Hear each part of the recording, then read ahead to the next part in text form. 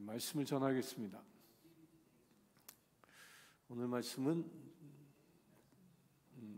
제목은 때가 찼고입니다. 성부와 성자와 성령의 이름으로 말씀드립니다. 오늘 일기로 인해서 온라인으로 예배를 드립니다. 예배드리는 장소가 비록 여러분들이 머물고 있는 가정일지라도 그것이 하나님의 성전이다라는 믿음으로 예배에 참여할 수 있게 되길 바랍니다. 여러분들이 잘 아시는 스티븐 잡스가 애플의 창시자죠. 스티븐 잡스가 그의 모교인 스탠포드 대학에서 그 연설한 내용을 잠시 소개합니다. 그는 이렇게 연설합니다. 제가 17살이었을 때 이런 구절을 하나 읽은 적이 있습니다. 만일 당신이 매일을 삶의 마지막 날처럼 산다면 언젠가 당신은 대부분 옳은 삶을 살 것입니다. 이 구절을 읽습니다. 그리고 이렇게 얘기합니다. 저는 그것에 강한 인상을 받았고 이후 33년 동안 매일 아침 거울을 보면서 제 자신에게 말합니다. 만일 오늘이 내 인생의 마지막 날이라면 내가 오늘 하려는 것을 하게 될까? 그리고 여러 날 동안 그 대답이 아니요로 나온다면 저는 어떤 것을 바꾸어야 한다라는 것을 깨달았습니다. 제가 곧 죽을 것이라는 것을 생각하는 것은 제가 인생에서 큰 결정을 내리는데 도움을 준 가장 중요한 도구였습니다. 모든 외부의 기대들, 또한 자부심, 좌절과 실패에 대한 두려움, 그런 것들은 죽음 앞에서는 아무것도 아니기 때문에 진정으로 중요한 것만 남게 됩니다.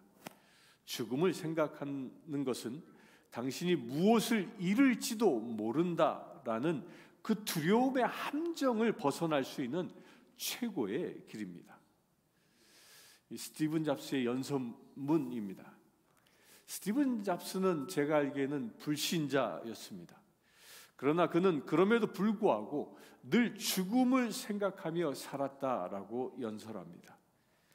죽음을 의식하며 살아갈 때 진정 후회 없는 인생을 살아갈 수 있다라고 역설하고 있는 겁니다. 그렇다면 우리 그리스도인들은 어떻게 매일을 살아가야겠습니까? 이 질문을 오늘 읽은 오늘 본문 말씀을 통해서 찾아보려고 합니다. 요한이 잡힌 후에 오늘 본문은 이렇게 시작합니다. 여기서 요한은 세례자 요한인 건 모두 잘 아십니다. 이 세례 요한의 이 구금은 역사적인 사실입니다. 그가 그렇게 감옥에 갇힌 데에는 이유가 있었습니다. 당시 헤롯 왕은 헤롯 빌립이라고 하는 동생이 있었습니다. 그 헤롯 빌립의 아내가 헤로디아였습니다. 그런데 그 형인 헤롯 안티파스 왕이 그 여동생의 아내를 빼앗아 자신의 아내로 삼았던 것입니다. 이것을 책망한 세례 요한을 아주 불편하게 여겼던 이 헤롯 안티파스는 그 세례 요한을 잡아 가두었던 것입니다. 결국 그를 후에 죽이게 되죠. 인간의 세상 정치에서 흔히 일어날 수 있는 그런 일들이라고 말할 수 있습니다. 자신의 권력으로 형제를 배신하고 그 권력을 남용하고 심지어는 양심의 소리까지도 듣지 않는 그런 권력자의 모습입니다. 이 세례자 요한이 잡힌 후라고 하는 이 말씀의 배경 속에는 그 인간의 더러운 모든 모습들이 함축되어져 있는 것입니다.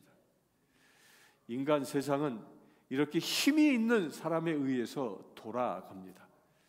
지금 우리가 살고 있는 이 시대도 권력자들에 의하여 세상이 혼돈에 빠져 있습니다. 러시아의 푸틴은 자신의 권력으로 지금도 전쟁을 통해 수많은 사람들의 목숨을 빼앗고 있습니다.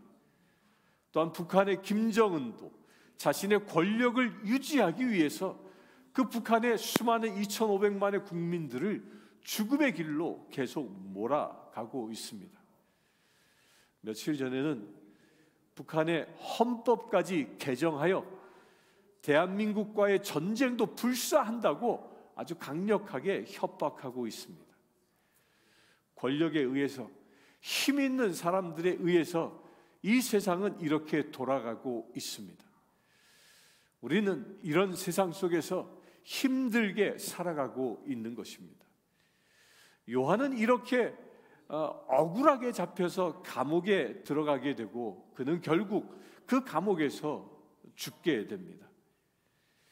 인간의 시작, 인간의 시간, 그리고 세상의 시간은 그렇게 흘러가고 있는 겁니다. 이렇게 요한이 잡힌 후 인간의 그 시간들이 흘러가고 있는 그때에 우리 주님께서는요, 하나님의 나라의 복음을 선포하기 시작합니다. 성경이 우리에게 그것을 전해주고 있는 것입니다.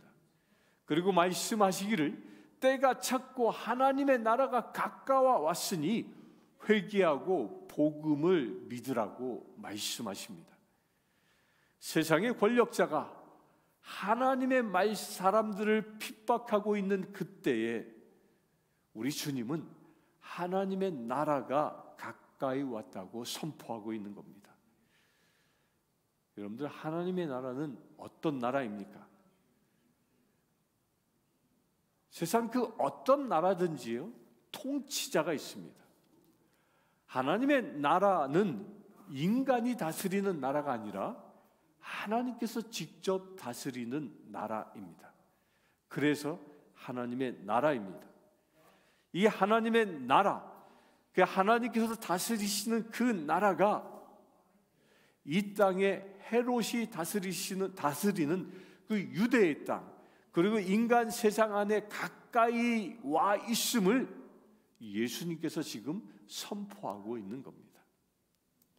그 하나님의 나라는 어떤 나라입니까? 하나님의 나라는 우선 인간이 지배하는 나라가 아닙니다.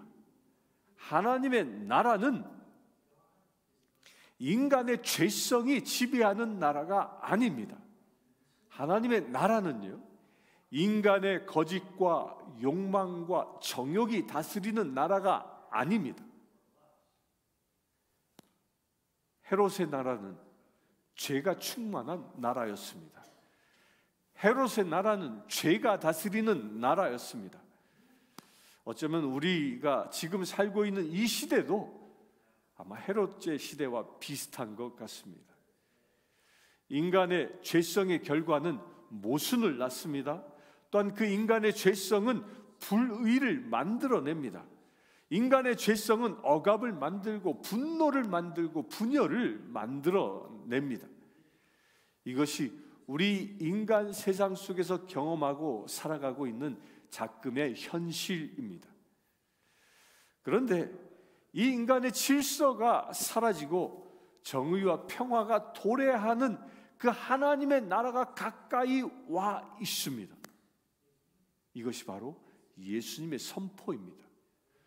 불의로 가득한 세상 가까이에 하나님의 나라가 임하여 있음을 예수님은 선포하고 계신 겁니다. 이 하나님의 나라는 어떤 나라입니까? 사람들은요, 자신의 그 유한함 때문에 늘 두려워합니다. 그러나 하나님의 나라는요, 영원한 것입니다. 사람들은 나약한 현실을 바라보면서 늘 절망하고 슬퍼합니다. 하다못해 요즘 독감이 걸리고 코비드가 걸려도 두려워합니다. 그러나 하나님의 나라는 이런 절망이 없는 것입니다. 사람들은요, 가난을 두려워합니다. 그래서 혹시라도 내가 가난해질까 두려워하며 살아갑니다. 그런데 하나님의 나라는 이런 가난이 없는 곳입니다. 또한 사람들은 늘 죽게 될까 봐 두려워합니다. 그러나 하나님의 나라는 죽음이 없는 곳입니다. 하나님의 나라는 이처럼 영원한 나라입니다. 또한 인간의 모든 것들이 극복되어지는 곧 하나님께서 주인된 나라입니다. 이 하나님의 나라가 우리에게 가까이 왔다라고 지금 예수님은 선포하고 계시는 겁니다. 고통과 절망으로 가득한 인간의 시간 속으로 우리 하나님께서 꿰뚫어 들어오셔서 하나님의 나라를 우리의 바로 곁에 두고 계신 것입니다. 이것이 바로 복음입니다. 하나님의 나라가 이 안에, 우리가 살고 있는 이 땅 안에 아주 깊숙이 침투와 들어와 있음을 선포하는 것이 바로 복음입니다. 그렇다면 이 하나님의 나라는 어떻게 그 실체를 드러내겠습니까? 하나님의 나라는 여기 있다 저기 있다 할 수 있는 것이 아닙니다. 우리의 눈으로도 볼 수 있는 것도 아닙니다. 그런데 하나님께서는 이 하나님의 나라가 도래해 있음을 여러 가지 방법으로 우리에게 보여주십니다. 특별히 표징과 표적을 통해서 하나님의 나라는 우리에게 드러납니다. 예수님께서 때가 찼고 하나님의 나라가 도래했다라는 이 사실을 선포하신 후에 우리 주님은 두 가지 사건을 연속적으로 행하십니다. 그 첫 번째가 예수님께서는 제자들을 끊임없이 부르고 계신다는 겁니다. 그리고 두 번째는 표징과 표적을 나타내 보이심으로 하나님의 나라를 증언합니다. 다시 말씀드리면요, 하나님의 나라를 위하여 먼저 일꾼들을 부르고 계십니다. 그리고 세우십니다. 그리고 그 하나님의 나라가 이 땅에 와 있음을 예수님께서는 표징과 표적을 통해서 구체적으로 증명해 보이십니다. 그래서 예수님께서는 하나님의 나라가 가까이 왔다라고 하는 이 말씀을 선포하신 후에 수많은 사역들을 행하십니다. 가버나움에서는 더러운 귀신 들린 자의 그 귀신을 쫓는 치유를 하십니다. 또한 열병이 들어 앓고 있는 시몬의 장모를 찾아가서는 그 열병을 치유하십니다.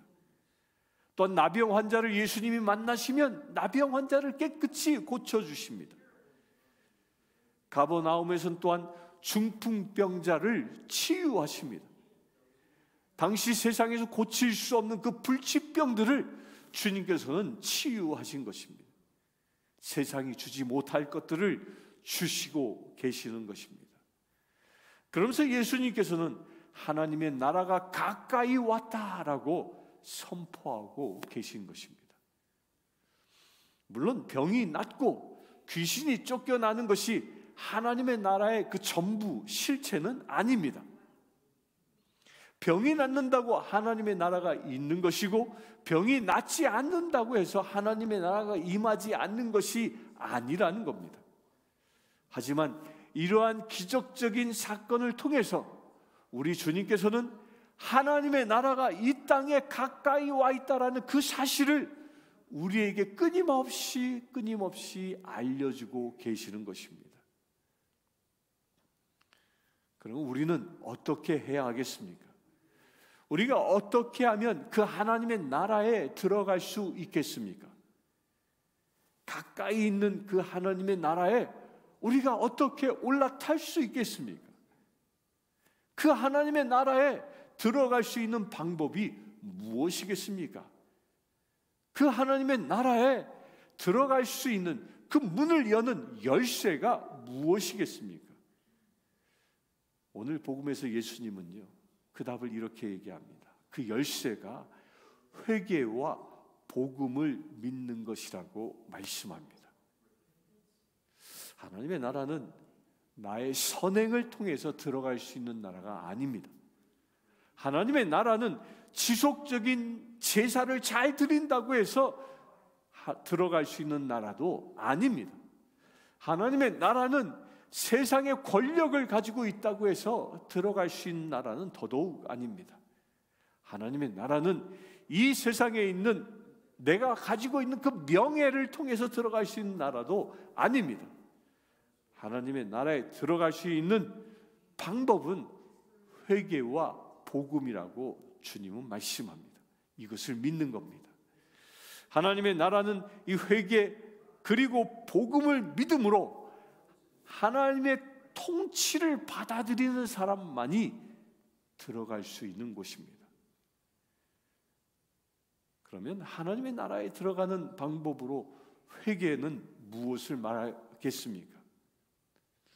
여러분들 너무도 잘 알고 있는 말씀입니다. 회개는요, 우리의 삶의 방향을 전환하는 겁니다. 회개는 절망 속에 있는 사람이 희망의 삶으로 살아가는 것입니다. 회개는 두려움에 빠져 있는 사람이 아주 담대함으로 일어서 살아가는 것입니다. 회개는요, 남을 비판했던 사람이라면 칭찬하는 사람으로 살아가는 것입니다. 회개는요, 나만을 위해 살았던 사람이 남을 위해 살아가는 삶을 살아가는 것입니다. 회개는 지금까지 나만을 위해서 살았던 삶에서 나와 나의 하나님의 자녀답게 살아가는 것을 말하는 것입니다. 회개는 이 세상이 주는 화려함이나 이 세상이 약속해 주는 것 같은 그런 희망, 그런 허구에서 탈출해 나오는 것을 말합니다. 회개는 나를 위해서 살던 사람이 주님을 위해서 살아가는 것을 말합니다. 여러분들 아멘이십니까? 그리고 복음을 믿는다는 것은 또한 무엇을 말하는 것이겠습니까? 이것은 주님께서 주시는 그 말씀에 귀를 기울이고 그 말씀을 그대로 믿음으로 받아들이는 것을 말합니다. 그런데 이 주님의 말씀은 이 세상의 원리와는 전혀 다른 원리를 말하고 있습니다. 세상 삶의 원리와는 다른 원리, 이것을 끊임없이 얘기합니다. 어떻게 얘기하십니까? 너희 중에 누구든지 으뜸이 되고자 하는 사람은 모든 사람을 섬기는 종이 되라고 말씀합니다. 그런데 세상은요, 종이 되라 말하지 않고 세상은 종을 부리는 자가 되려 합니다. 또한 주님은 원수를 사랑하라고 말씀하십니다. 그런데 세상은요, 원수에게 보복하라고 말합니다. 우리 주님은요, 오른손이 하는 일을 왼손이 모르게 하라고 말씀하십니다. 그런데 세상은요, 아주 작은 것 하나, 쥐꼬리만한 것을 행하여도 그것을 인정받으려고 합니다. 복음을 믿는다라는 이 말은 가까이 와 있는 그 하나님의 나라에서 작동하고 있는 그 하나님의 나라의 그 원리를 그대로 받아들이고 살아가는 것을 말하는 겁니다. 우리 주님께서는 말씀하십니다. 새 계명을 너희에게 주노니 서로 사랑하라. 내가 너희를 사랑한 것 같이 너희도 서로 사랑하라. 주님께서 이렇게 말씀하셨고, 또한 십자가 위에서 우리 인간을 위한 사랑의 모범을 친히 보여주셨습니다. 그 십자가의 길을 따라가는 것이 바로 복음을 믿는 것이라고 우리 주님은 말씀하고 계십니다.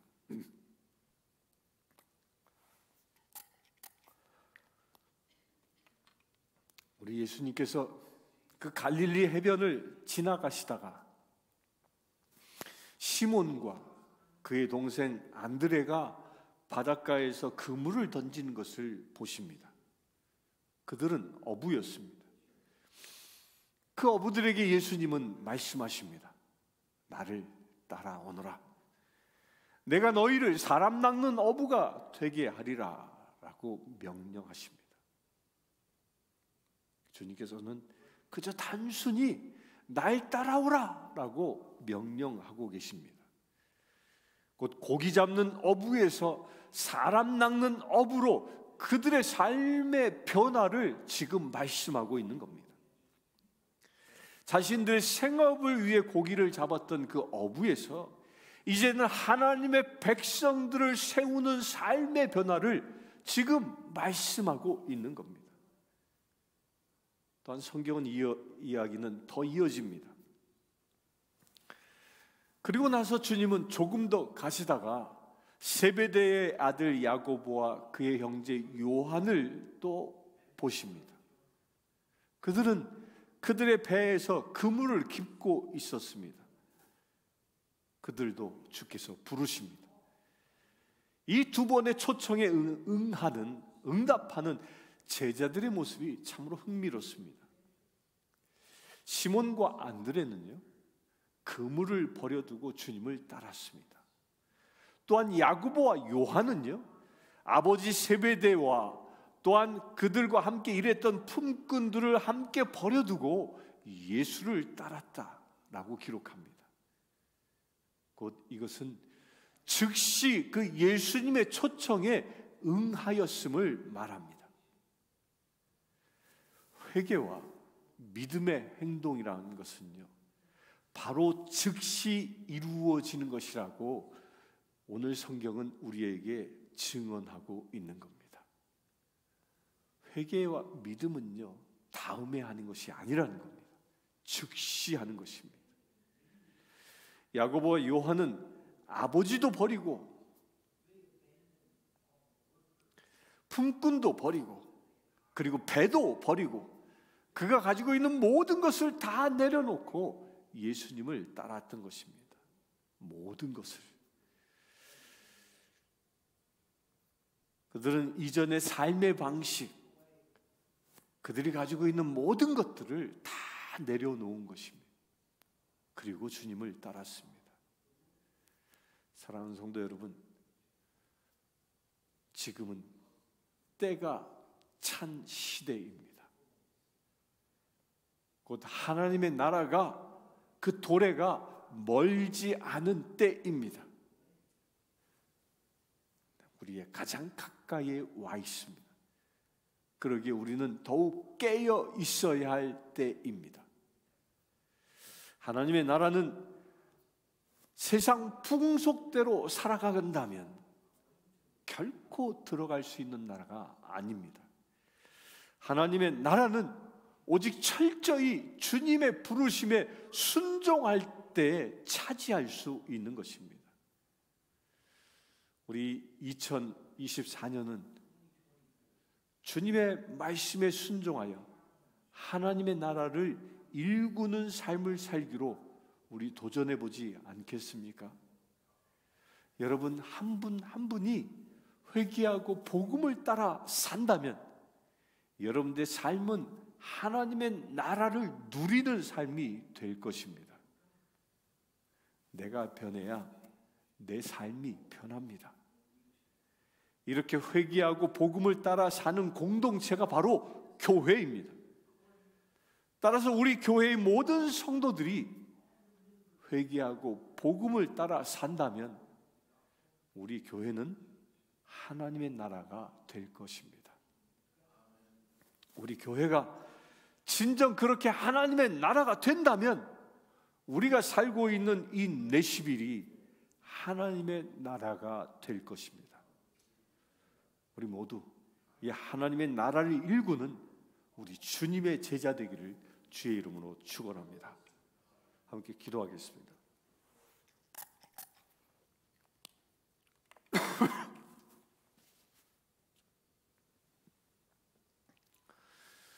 주 아버지 하나님, 험한 세상 가운데 주께서는 이 땅에 오셨습니다. 요한을 잡아 가두는 그 험한 시대에 주님은 또한 선포하셨습니다. 하나님의 나라가 다가왔다고 선포하셨습니다. 이 말씀을 우리 또한 아멘으로 받기를 원합니다. 전쟁이 일어나고 있는 이 시대, 기후의 재앙으로 고통받고 있는 이 시대, 경제난으로 고통받고 있는 이 시대, 수많은 사람들이 죽어가고 있는 이 시대, 이 시대에 주님의 나라가 가까이 왔음을 우리가 믿음으로 선포합니다. 주님, 그러기에 우리가 하나님의 자녀답게 세상을 살아가기를 원합니다. 우리가 비록 세상에 발을 붙여 산다 할지라도 우리의 삶이 하나님의 나라임을 믿음으로 선포합니다. 주님, 이 시간 기도하는 모든 심령들마다 하나님의 나라를 누리며 살아갈 수 있는 거룩한 믿음의 제들 되게 하여 주시옵소서. 그래야 주님의 나라가 임하실 때에 온전히 우리가 부활하여 하나님의 나라를 차지할 수 있는 거룩한 믿음의 제들 되게 하여 주시옵소서. 우리 주 예수 그리스도의 이름으로 기도드리옵나이다. 아멘. 이 시간 찬송